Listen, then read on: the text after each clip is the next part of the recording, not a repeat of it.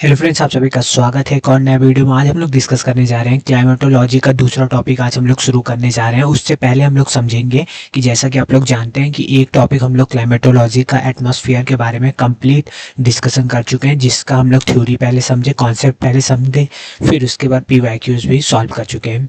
तो अब किस तरह हम लोग क्लाइमेटोलॉजी में कौन कौन सा टॉपिक पढ़ेंगे पहले वो हम लोग समझ लेते हैं, फिर उसके बाद आज का जो टॉपिक है उसको कवर करने की कोशिश करेंगे। ठीक है, तो आशा करता हूँ जो मैं समझाना चाह रहा हूँ वो आपको समझ में आएगा आगे। ठीक है, तो पहले हम लोग जो टॉपिक आगे पढ़ने वाले हैं क्लाइमेटोलॉजी में उसको समझ लेते हैं। तो जैसा कि आप लोग जानते हैं कि क्लाइमेटोलॉजी में हम लोग को क्लाइमेट के बारे में अध्ययन करना है। उसी के लिए हम लोग पहले एटमॉस्फेयर से चालू किए थे। उसके बाद अगर आप लोग जानते हैं, एक चीज़ मैं आपको बताना चाहता हूँ कि जैसे ये हमारा अर्थ हुआ, अर्थ पे कोई भी चीज़ अगर एक आउटपुट इनपुट जानते ही हैं, अगर कुछ बाहर से अगर दिया जाता है कुछ इनपुट तो आउटपुट उसका कुछ निकलता है। तो ठीक इसी तरह अर्थ पे भी अगर बाहर से इंसुलेशन सन की रेज पड़ती है तो उससे हमारा अर्थ का टेम्परेचर जो है वो इंक्रीज होता है। ठीक इसी तरह अगर प्रेशर बढ़ती है, कहीं घटती है तो उसके कारण विंड जनरेट होता है अर्थ पे। उसी तरह ह्यूमिडिटी बढ़ती घटती है तो कंडेंसेशन के कारण clouds, dew, fog, frost, rainfall होती है। ठीक इसी तरह अगर विंड सरफेस पे हो तो सरफेस विंड सरफेस के अराउंड हो, और अपर एटमॉस्फेयर में हो तो उसको जेट स्ट्रीम कहते हैं। तो मेरा कहने का क्या मतलब है कि कोई भी इनपुट अगर अर्थ पे पड़ेगा इनपुट के फॉर्म में तो आउटपुट उसका कुछ निकलेगा। अगर इंसुलेशन बढ़ रहा है तो उसके कारण टेम्परेचर अर्थ पे बढ़ेगा। अगर प्रेशर चेंजेस हो रही है तो विंड जनरेट होगा। ह्यूमिडिटी ज़्यादा होने के कारण अर्थ पे कंडेंसेशन होकर क्लाउड्स बनेगा, ड्यूज होगा, रेनफॉल होगा, फॉग होगा, फ्रॉस्ट होगा, ये सब होगा। तो किसी इनपुट का आउटपुट जरूर जनरेट होता है। तो हम लोग का क्या करना है, तो हम लोग इन टॉपिक्स को कवर करने वाले हैं क्लाइमेटोलॉजी। और टेम्परेचर, विंड्स और क्लाउड, ड्यू, फॉग, फ्रॉस्ट, इन सभी को मिला के कुछ और टॉपिक्स है जो हम लोग क्लाइमेटोलॉजी में कवर करेंगे। वो हमारा है साइक्लोन, थंडरस्टॉर्म एंड टोर्नाडोज और फ्रंट्स। तो इन्हीं सभी को कंबाइन करके बनता है टेम्परेचर, जो हमारा आउटपुट निकलता है। Winds, cloud, dew, fog, frost, rainfall, इन सभी का कॉम्बिनेशन के कारण ही हमारा साइक्लोन, टोर्नाडो, थंडरस्टॉर्म, फ्रंट होता है, आता है, जनरेट होता है, फिनोमेना घटती है। तो हम लोग को क्या पढ़ना है, तो मैं आपको बस यही बताना चाह रहा था कि अब क्लाइमेटोलॉजी को हम लोग इस तरह पढ़ेंगे।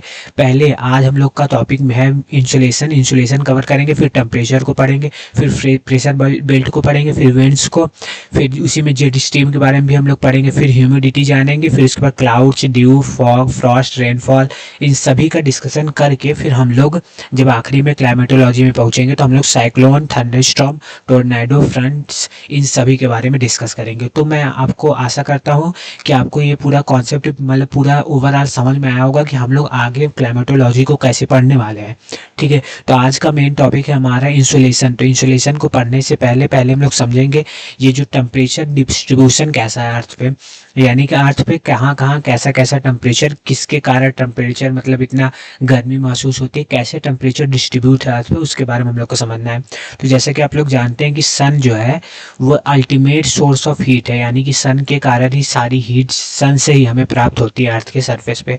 और ये जो हीट है receive from the sun by different region on the earth, अलग अलग रीजन ऑन द अर्थ से हम लोग ये हीट रिसीव करते हैं। इज द अल्टीमेट रीजन, यही रीजन है बिहाइंड, किसके पीछे है, जितने भी क्लाइमेटिक फीचर हैं, यानी कि कुछ भी क्लाइमेटिक फीचर होते हैं वो जो हम लोग सन से ultimate source of heat receive करते हैं उसी के कारण कहीं ना कहीं होता है। कैसे होता है सब कुछ हम लोग डिस्कस करेंगे।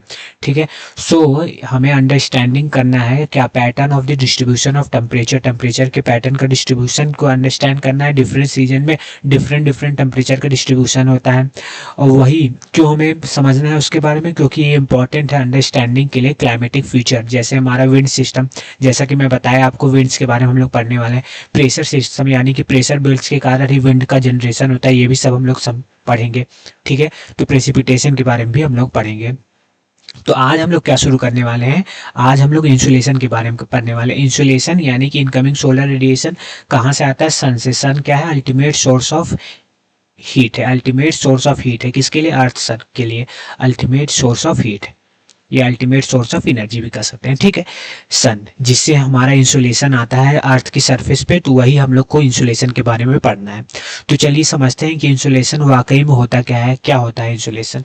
तो इंसुलेशन को हम लोग को समझने के लिए पहले डिफिनेशन उसका जानना होगा। तो the earth surface receives most of its energy ज़्यादातर एनर्जी जो अर्थ सरफेस रिसीव करती है शॉर्ट वेवलेंथ के फॉर्म में, इसको आप लोग याद रखे रहेगा। उसी एनर्जी को हम लोग क्या कहते हैं, इनकमिंग सोलर रेडिएशन कहते हैं, या बोल सकते हैं शॉर्ट फॉर्म में इंसोलेशन।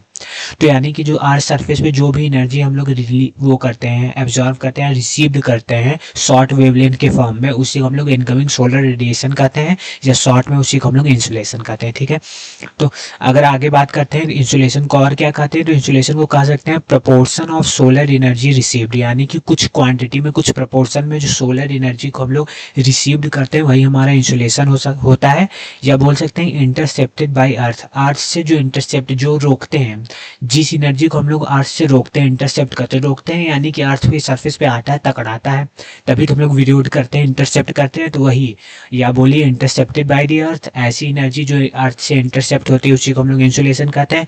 या ऐसे प्रोपोर्शन ऑफ सोलर एनर्जी जिसको हम लोग रिसीव्ड करते हैं वही हमारा क्या कहलाता है, इंसुलेशन कहलाता है। आशा करता हूँ कि आपको इंसुलेशन समझ में आया होगा। अब इंसुलेशन को हम लोग को समझने के लिए कुछ फिगर से भी समझना होगा। सन से जो रेज निकलती है वही हमारा इंसुलेशन होता है, इसमें भी दर्शाया गया है। लेकिन जैसे कि आप लोग जानते हैं, हम लोग आगे ये पढ़ेंगे कि जैसे जैसे सन की अर्थ की सरफेस पे इस सन की रेज, इनकमिंग सोलर रेडिएशन टकराता है, तो डिफरेंट डिफरेंट सरफेस पे, डिफरेंट डिफरेंट रीजन पे different different quantity of heats absorb करता है।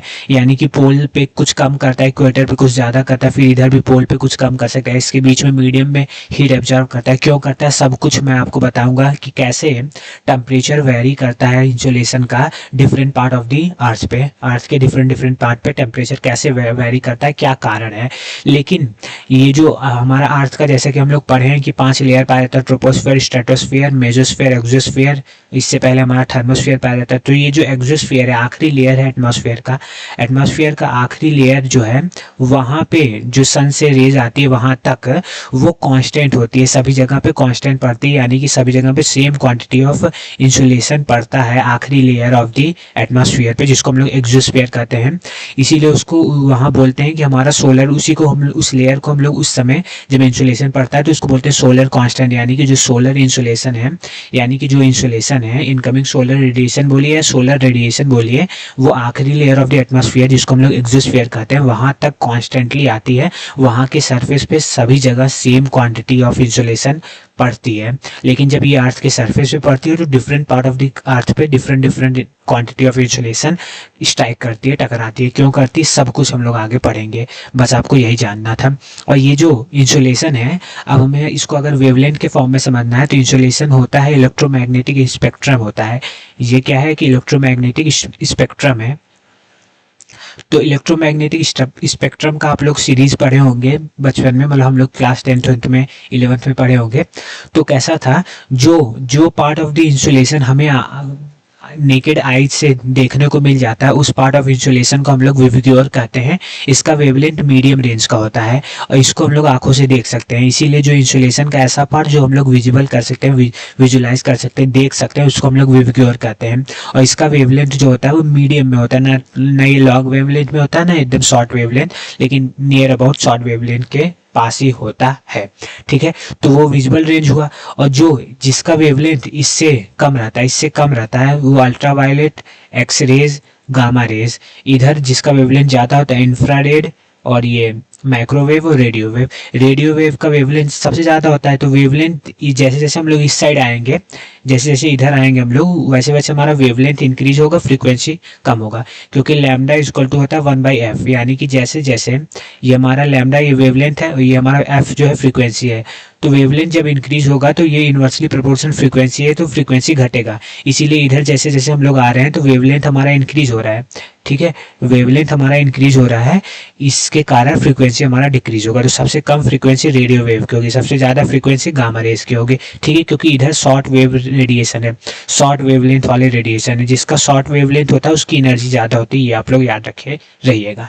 ठीक है, तो ये सब टोटल रहा। फिर से एक बार आप लोग समझ सकते हैं कि इंसुलेशन जो है वो इलेक्ट्रोमैग्नेटिक स्पेक्ट्रम होता है, और उस इलेक्ट्रोमैग्नेटिक स्पेक्ट्रम में जिसको इंसुलेशन का ऐसा पार्ट, इंसुलेशन को जिसको हम लोग इंसुलेशन में ऐसा पार्ट जिसको हम लोग आंखों से देख सकते हैं वो हमारा विजिबल वाले के रेंज में आता है, और उस विजिबल के रेंज को हम लोग कहते हैं विवग्योर। तो इंसुलेशन का ऐसा पार्ट जो हम लोग आंखों से देख सकते हैं उसको हम लोग विवग्योर कहते हैं, उसका वेवलेंथ मीडियम में होता है।